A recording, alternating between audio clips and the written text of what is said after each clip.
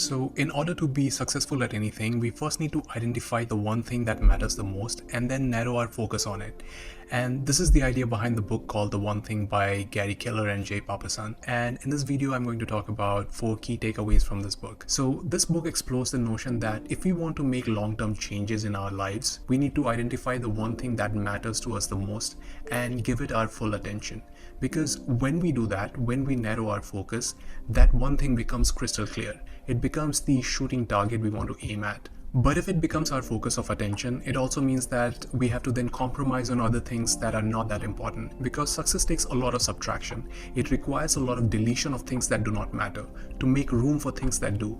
So when we identify the one thing that we want to narrow our focus on, it's also important to understand that it is going to impact other areas of our lives.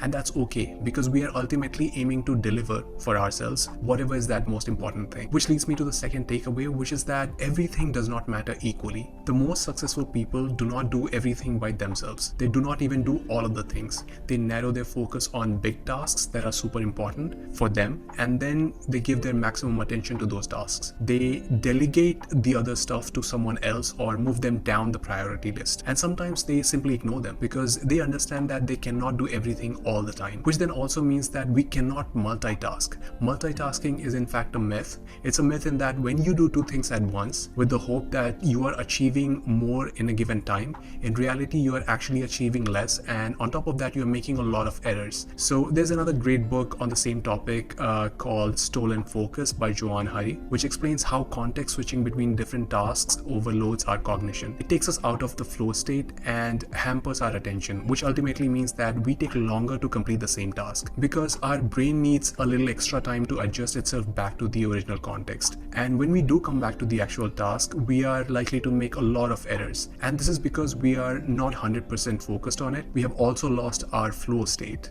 He calls it the screw-up effect. The point is that when we have narrowed down the one thing that we need to give our attention to, it's also important to avoid the multitasking trap within that. So once we have narrowed a task, set our priorities straight, and have this really important clarity in terms of what we want, we also need to believe in the power of that one thing. We want to put that focusing question to work every single day. Make it a habit to ask ourselves, what's that one thing I can do today that will make everything else easier or unnecessary? And this question can be our guiding star, because like any other habit, we really need to stick to it.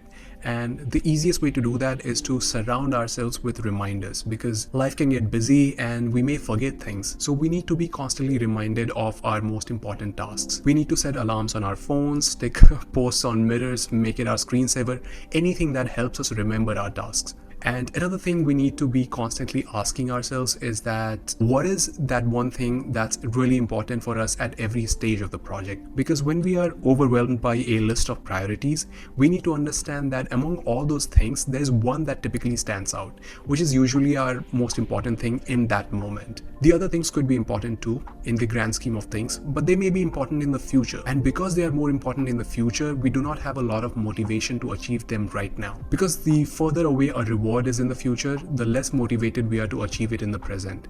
So it is great if we can detail our plans for 5, 10 or 15 years, but we still need to make sure that we are focused on the now, that we are using all of our attention budget on the task that we would like to complete today. And that goes for the next day and the day after and the day after that until we have achieved the bigger picture. And this is where time blocking can be really helpful. It's basically the amount of time you want to spend on a particular task. It could be in hours, days or weeks. If the task takes a few hours of your day, block certain times during the day for it.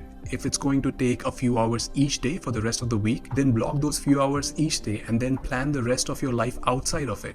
Because if we do not put those constraints around our free time, if we keep the play field open, the chances are we will try to do various things throughout the day and not do them properly. Because has it ever happened to you where, let's say you have a very busy schedule and then you all of a sudden have a holiday come up in between and you have no obligations on that day, and you tell yourself, yes, now that I finally have this day off, I'm going to do so much. So you don't block your calendar or decide on what you're going to do, and you basically keep the day pretty much open and then realize that you actually did not do much. You tried doing a lot of things but did not do them well, or you just kept jumping from one task to the other. So that's why time blocking is important. Time blocking is really the first step in putting our full attention and focus on a given task. And I would also like to add that it's important to understand that putting in the hours, putting in the work is under our control, but the outcome is not. So for instance, let's say you blocked 3 hours of the day to complete a task,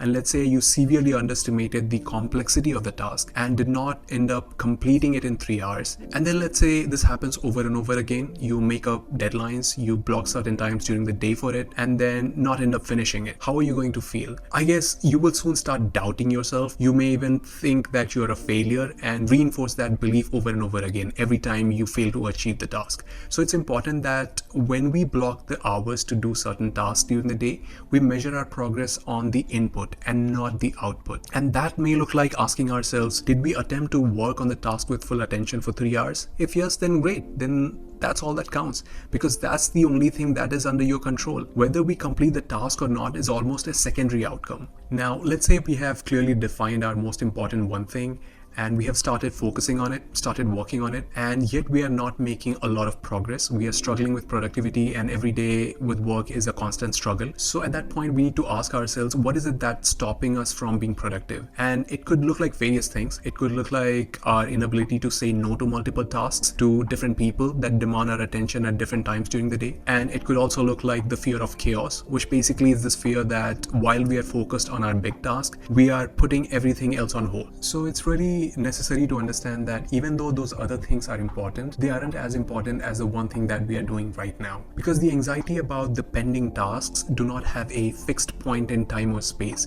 They are like these fire alarms that are going off all the time.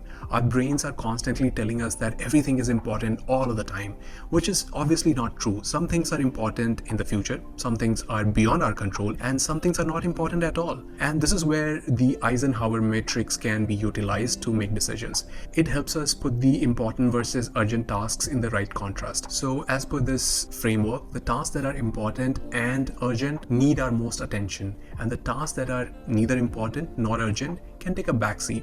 The tasks that are important but not urgent can be scheduled for later, and the task that is urgent but not important should be delegated to someone else. And it's also fascinating to realize that sometimes working on your one thing can actually take care of everything else, because there are often dependencies between tasks that we do not fully realize until we have started working them out. Alright, so those are some of the important takeaways from this wonderful book. But I just want to conclude this video by saying that even though we identify our one thing and start working on it, it's important to know that success doesn't come to us overnight. It takes a lot of time and a lot of commitment. And on the path of success, everyone fails, but at different times. So it's important to gather ourselves and retry, use a different approach, because at the end of the day, all we can do is show up.